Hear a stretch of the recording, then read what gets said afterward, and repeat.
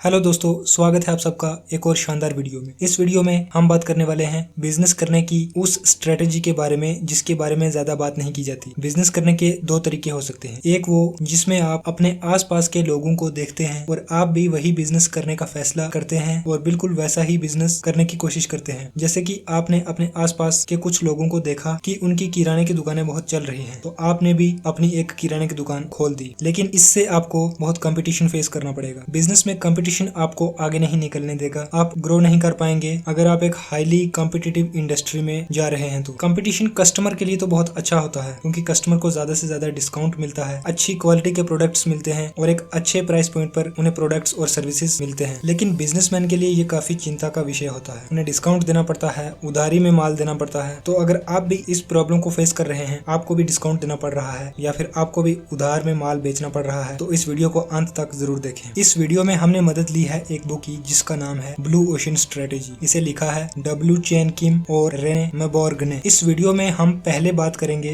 कि blue ocean strategy क्या है और रेड ओशन स्ट्रेटेजी क्या है। उसके बाद हम बात करेंगे कि ब्लू ओशन स्ट्रेटेजी को कैसे बनाया जाए और उसके बाद हम बात करेंगे कि कैसे आप जब ब्लू ओशन स्ट्रेटेजी को एग्जीक्यूट करते हैं तो आपको कैसी मुश्किलें आती हैं। कुछ रेड ओशन ट्रैप्स की बात की जाएगी जिनसे आपको बचना है। तो पहले बात करते हैं रेड ओशन स्ट्रेटेजी क्या है। रेड ओशन में बिजनेस हाई कंपटीशन पर होता है। इसमें मार्केट सैचुरेटेड हो जाता है, आपके बिजनेस में मार्जिन श्रिंक होने लगते हैं, आपका प्रोडक्ट कमोडिटाइज हो जाता है और आपकी कॉस्ट बढ़ने लगती है। मार्केट में बिजनेस ग्रो करने का पोटेंशियल ही नहीं बचता। रेड ओशन में बहुत ही कम मार्जिन पर अपना माल बेचना पड़ता है और सरवाइव करना बहुत ही मुश्किल हो जाता है। लेकिन ब्लू ओशन स्ट्रेटेजी में ऐसा नहीं होता। ब्लू ओशन स्ट्रेटेजी में दूर दूर तक आपके कंपटीशन में कोई नहीं होता। ब्लू ओशन एक ऐसी अपॉर्चुनिटी का समुद्र है जो आपके सामने होता है जहाँ पर दूर दूर तक आपका कोई भी कंपटीशन दिखाई नहीं देता। ब्लू ओशन में आप एक नई मार्केट को खोजते हैं और कंपटीशन को इररेलेवेंट बना देते हैं। ज्यादातर लोग जब बिजनेस स्टार्ट करते हैं तो वो एक रेड ओशन में घुसकर बिजनेस करते हैं जिसमें उन्हें हाई लेवल का कंपटीशन फेस करना पड़ता है और इतना कंपटीशन फेस करने के बाद भी उन्हें बहुत कम प्रॉफिट मिलता है। लेकिन बहुत कम लोग ऐसे होते हैं जो मार्केट में कोई गैप ढूंढते हैं और उस गैप को फिल करके अपने लिए एक ब्लू ओशन क्रिएट करते हैं जहां उन्हें फर्स्ट मूवर एडवांटेज मिलती है और वो मोटा प्रॉफिट बना पाते हैं और वो इस तरह से एक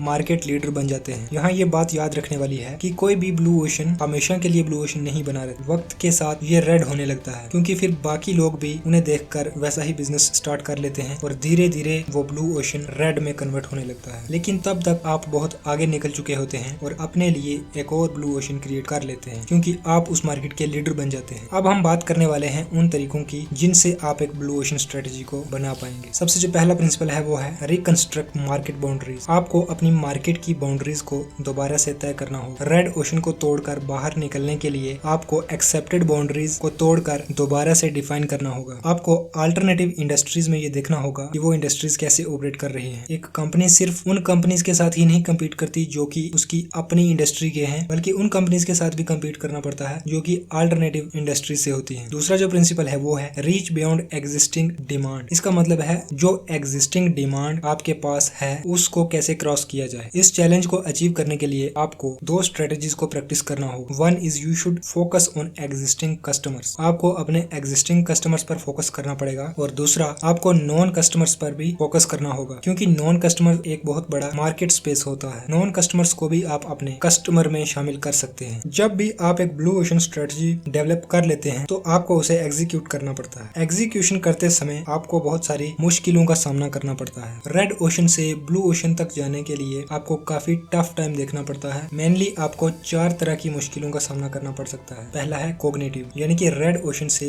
ब्लू ओशन में शिफ्ट होने के लिए आपको अपने कंफर्ट जोन से बाहर आना होता है। दूसरी जो प्रॉब्लम आप फेस करोगे वो होगा लिमिटेड रिसोर्सेज। आपको रेड ओशन से ब्लू ओशन में जाने के लिए बहुत सारे रिसोर्सेज चाहिए होंगे लेकिन आपके पास बहुत ही लिमिटेड रिसोर्सेज हैं। ये भी आपके लिए मुश्किल क्रिएट करेगा। इसके बाद है मोटिवेशन। मोटिवेशन की कमी होने लगेगी धीरे धीरे। आप अपने एम्प्लॉइज को मोटिवेट करने में मुश्किलों का सामना करना पड़ेगा। और लास्ट है पॉलिटिक्स। जब आप ये स्ट्रेटेजी शिफ्ट करेंगे तो आपके खिलाफ पॉलिटिक्स भी होगा। अगर आप किसी कंपनी में हैं और आप इस स्ट्रेटेजी को एग्जीक्यूट करना चाहते हैं तो बाकी के मैनेजर्स आपके खिलाफ पॉलिटिक्स करने लगेंगे। आपको उनका सामना करना पड़ेगा। इसके बाद कुछ रेड ओशन ट्रैप्स हैं जो आपको ब्लू ओशन स्ट्रेटेजी को एग्जीक्यूट करने में रोकेंगे। पहला है ऐसा बिलीव करना कि ब्लू ओशन स्ट्रेटेजी अप्लाई करने के लिए आपको अपने कोर बिजनेस को छोड़ना पड़ेगा। ऐसा बिल्कुल भी नहीं है। दूसरा, ऐसी मिसकंसेप्शन का होना कि blue ocean strategy technology based है। ऐसा भी बिल्कुल नहीं है। और तीसरा, ये बिलीव करना कि blue ocean strategy is same as innovation, यानी कि ये इनोवेशन की तरह है। तो ये थे कुछ कॉन्सेप्ट्स जो आपको मदद करेंगे मार्केट से कंपटीशन खत्म करने में। इस बुक में बहुत सारे ऐसे कॉन्सेप्ट्स हैं, एग्जांपल्स हैं, जिनकी मदद से आप समझ पाएंगे कि कैसे कंपटीशन को खत्म किया जाता है। दोस्तों, अगर आप ये समझना चाहते हैं डिटेल में कि कैसे कंपटीशन को खत्म किया जाता है, तो ये बुक आपकी मदद कर सकती है। दोस्तों, अगर वीडियो पसंद आई हो तो वीडियो को लाइक करें, शेयर करें और कमेंट जरूर करें, और चैनल को सब्सक्राइब करना ना भूलें।